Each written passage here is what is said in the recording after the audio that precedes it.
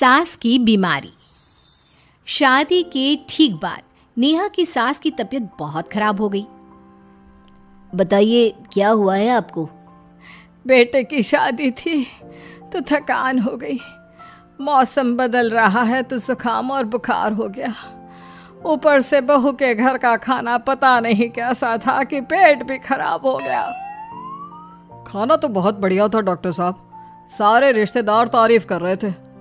रोहित की माँ इतनी कमज़ोर है कि जरा से में बीमार पड़ जाती है। डॉक्टर साहब आप सारी जांच करके देखिए, मुझे ऐसी क्या बीमारी है कि मेरी तबीयत ठीक ही नहीं रहती। फिलहाल तो ज़्यादा कुछ नहीं है, पहले आपके जुकाम बुखार और पेट का इलाज कर लेते हैं, फिर बाकी के टेस्ट करवा लेंगे। अभी आप ये दवाइयाँ ले आइए। पिताजी मैं डॉक्टर साहब को छोड़कर और दवाइयाँ लेकर आता हूँ। माँ जी तो बीमार थी, इसलिए नेहा ने किचन संभाल लिया। माँ जी अब आपकी तबीयत कैसी है? पहले से ठीक है। आप बैठिए, मैं खाना लगाती हूँ। तेरे बाबूजी और रोहित ने खाना खा लिया? रोहित तो टिफिन लेकर ऑफिस गए हैं माँ, और बाबूजी ने खाना खा लिया है। आप शुरू कीजिए। यह क्या, खाने में इतना तेल इतने मसाले? अरे अभी अभी तो तबीयत ठीक हुई है मेरी, तुम क्या मुझे वापस बीमार करना चाहती हो? नहीं माँ जी, ऐसा नहीं है। क्या हुआ? देखो ये बहू ने कैसा खाना बनाया है। खाना तो बहुत ही स्वादिष्ट था। अरे मैं ये खाना खाऊंगी तो बीमार हो जाऊंगी ना। ओह हाँ, बहू को अभी पता नहीं ना तुम्हारे बारे में, रोहित समझा देगा उसे। देख बहू, अच्छे से समझ लेना कि इस घर में कैसा खाना बनता है। हाँ माँ जी, मैं समझ लूँगी, लेकिन अभी आप कुछ तो खा लो। ये खाना खा लूंगी तो कल का खाना खाने के लिए बचूंगी भी नहीं। सास की बातें सुनकर नेहा उदास हो गई। उसने रोहित के घर आते ही उससे माँ जी के खाने के बारे में पूछा। आज माँ जी ने मुझे खाने के लिए बहुत बुरा भला कहा। माँ को मसालेदार और तेल घी वाला खाना सूट नहीं करता, वो बीमार पड़ जाती हैं। ऐसी क्या बीमारी है माँ जी को? पता नहीं, आज तक कई डॉक्टरों को दिखाया, कितने टेस्ट करवाए, लेकिन कोई बीमारी पकड़ में ही नहीं आई। नेहा को कुछ समझ में तो नहीं आया, लेकिन उसने अपनी सास के हिसाब का खाना बनाना सीख लिया। माँ जी आज तो खाना ठीक है ना? खाना तो ठीक है, लेकिन ये मुआ रेडियो क्यों चल रहा है इतनी तेज आवाज में? वो माँ जी मैं अकेले काम करते करते बोर हो रही थी ना, तो टाइम पास करने के लिए चला दिया। तेरा इस टाइम पास के चक्कर में मेरा सर दर्द से फटने लगा है। तेज आवाज से मुझे माइग्रेन हो जाता है। सॉरी माँ जी, मुझे पता नहीं था। तुम्हें जब तक सब पता चलेगा तब तक मैं तो भगवान के पास ही पहुंच जाऊंगी। नहीं नहीं, ऐसा मत कहिए ना माँ जी। अब मैं कहीं भूख से ही ना मर जाऊं। खाना मेरे कमरे में रख दो। बेचारी नेहा, उस दिन उसे बहुत दुख हुआ। नेहा तुम रो क्यों रही हो? आज माँ जी ने मुझे बहुत बुरा भला कहा, मैं तो सिर्फ रेडियो सुन रही थी। ओहो, तुम माँ की बातों का बुरा मत मानो, उन्हें तेज आवाज से सर दर्द होने लगता है, दर्द की वजह से बोल दिया होगा कुछ।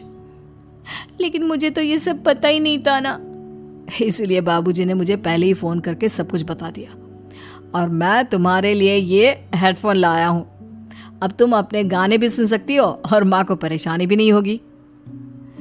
ये सिर्फ एक बात का हाल है, लेकिन माँ को तो हर चीज से परेशानी है। अब क्या कर सकते हैं, माँ बीमार ही इतनी रहती है। लेकिन माँ को ऐसी कौन सी बीमारी है? तुम्हें बताया तो था, किसी भी डॉक्टर को माँ की बीमारी समझ में नहीं आ रही। अब तुम भी ये सब सोचना छोड़ दो, ये हेडफोन लो और अपने पसंद के गाने सुनो। रोहित के गिफ्ट से नेहा की एक परेशानी तो दूर हो गई, लेकिन उसके मन में कई सवाल खड़े हो गए। आज मैं देर से उठा हूँ या तुम जल्दी उठ गई? वो माँ जी को कल रात भर सर दर्द हुआ ना, तो जल्दी उठकर उनकी जगह मैंने पूजा कर दी। अरे वाह, अच्छा अच्छा, हे भगवान ये किसकी करामत है? ये तो माँ जी की आवाज है। चलो चल के देखते हैं। क्या हुआ माँ? अच्छा, यह घर में गुलाब कौन लाया? मुझे नहीं पता, मैं तो अभी उठा हूँ। माँ जी आप कल रात भर सो नहीं पाई, तो मैंने जल्दी उठकर पूजा पाठ किया। घर में फूल नहीं थे ना, तो मैं बाजार से गुलाब के फूल ले आई। नेहा, माँ को गुलाब के फूल की एलर्जी है। अब मुझे ये कैसे पता होगा? अच्छा, तुझे कुछ पता नहीं तो तू वही काम क्यों करती है जिससे मेरी तबीयत खराब हो जाए? रोहित के बाबूजी, ये बहू मेरी जान लेना चाहती है। माँ जी, मुझे ऐसा करके क्या मिलेगा? वो तो तुझे ही पता, लेकिन कुछ तो है। रोहित की माँ, बस करो। बेचारी बहू को कुछ पता ही नहीं है, बस इसलिए उससे गलती हो जाती है। जाओ तुम कमरे में। बहू, तुम रोहित की माँ का बुरा मत मानो। वो अपनी बीमारियों से इतनी परेशान है कि उल्टा सीधा बोल देती है। नहीं नहीं बाबूजी, मुझे बुरा नहीं लग रहा, मुझे चिंता हो रही है माँ जी की बीमारी की। ये बताइए कि माँ जी को ऐसी प्रॉब्लम्स कब से होने लगी? शादी के 6-7 महीने बाद से। बाबूजी, तब घर का माहौल कैसा था? अरे भरा पूरा परिवार था। मेरे बाबूजी, माँ, काका, काकी, मेरे दोनों बड़े भाई, दोनों भाभियाँ, दोनों के 2-2 बच्चे हैं, एक छोटा भाई और एक बहन। सब साथ रहते थे। इतना बड़ा परिवार? हाँ, मैं जब 10 साल का हुआ ना, तब पापा का ट्रांसफर यहाँ हुआ। उसके पहले तक तो हमारी जॉइंट फैमिली ही थी। और माँ जी किस चीज से बीमार पड़ जाती हैं? जब तेज गर्मी हो, ठंड हो या ज्यादा बरसात हो जाए। जब माँ ज्यादा थक जाए, जैसे दिवाली पर घर की सफाई या कोई फंक्शन हो, या ज्यादा मेहमानों के आने से घर का काम बढ़ जाए। तेज म्यूजिक, तेज लाइट या ऐसे कोई तेज स्मेल आ जाए। तो माँ जी की ये बीमारी ठीक हो सकती है। कैसे? सब पता चल जाएगा। आप कल माँ जी की टेस्ट रिपोर्ट लेने जाने वाले हो ना? हाँ। तो सुनिए क्या करना है। अगले दिन रोहित माँ जी की रिपोर्ट्स लेकर आता है। माँ, बाबूजी, नेहा। अरे क्या हो गया रोहित? माँ जी की रिपोर्ट आ गई है। कुछ सीरियस है क्या? जिसका डर था वही हुआ। अरे गोल गोल बातें मत कर, सीधी तरफ बता बेटा, क्या हुआ है मुझे? माँ, आपकी किडनी, लिवर सब फेल हो गया है। आपका दिल भी कमज़ोर हो गया है। डॉक्टर ने कहा है कि आपके पास सिर्फ 1 महीना बचा है। ये क्या बक रहा है? ऐसा हो ही नहीं सकता। मुझे लग ही नहीं रहा कि मैं इतनी बीमार हूँ। लेकिन माँ जी, रिपोर्ट झूठी तो नहीं हो सकती ना? हाँ, माँ को 20 साल की उम्र से बीमारी लग गई थी, लेकिन कोई डॉक्टर पकड़ नहीं पाया और अब ये बीमारियाँ बहुत ज़्यादा बढ़ गई हैं। हाँ रोहित की माँ, तुम्हें याद है शादी के 6 महीने बाद से तुम बीमार रहने लगी थी। अरे लेकिन वो अलग था, मुझे ऐसे कोई बीमारी नहीं हो सकती। ये तुम कैसे कह सकती हो माँ?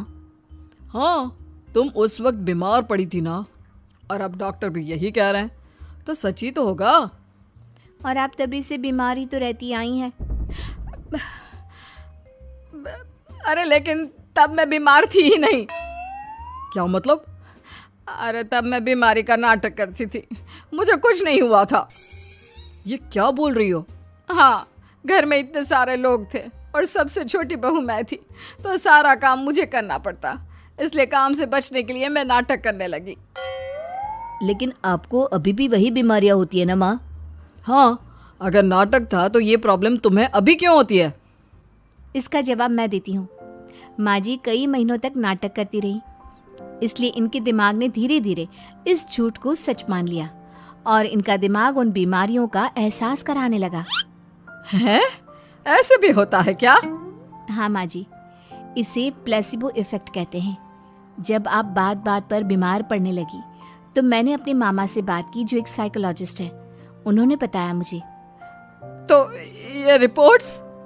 मैंने झूठी रिपोर्ट बनवाई थी नेहा के कहने पर, ताकि आप सच बताएं। यानी मुझे कुछ नहीं हुआ? नहीं माँ जी, और आपकी इस प्रॉब्लम का भी सोल्यूशन है। हम किसी अच्छे साइकोलॉजिस्ट को दिखाएंगे और आप जल्द ही ठीक हो जाएंगी। वाह बहू, मैंने तुझे इतना भला बुरा कहा और तूने मेरी जिंदगी भर की तकलीफें दूर कर दी। थैंक यू और सॉरी बहू। अरे मुझे भी तो सॉरी कहो, पूरी जिंदगी तुम्हारी सेवा की है, वो भी झूठ मूठ की बीमारी के लिए। हाँ हाँ, आप भी माफ कर दो मुझे, बस सॉरी। तो इस तरह नेहा ने अपनी सास की बीमारी पकड़ भी ली और ठीक भी कर दी।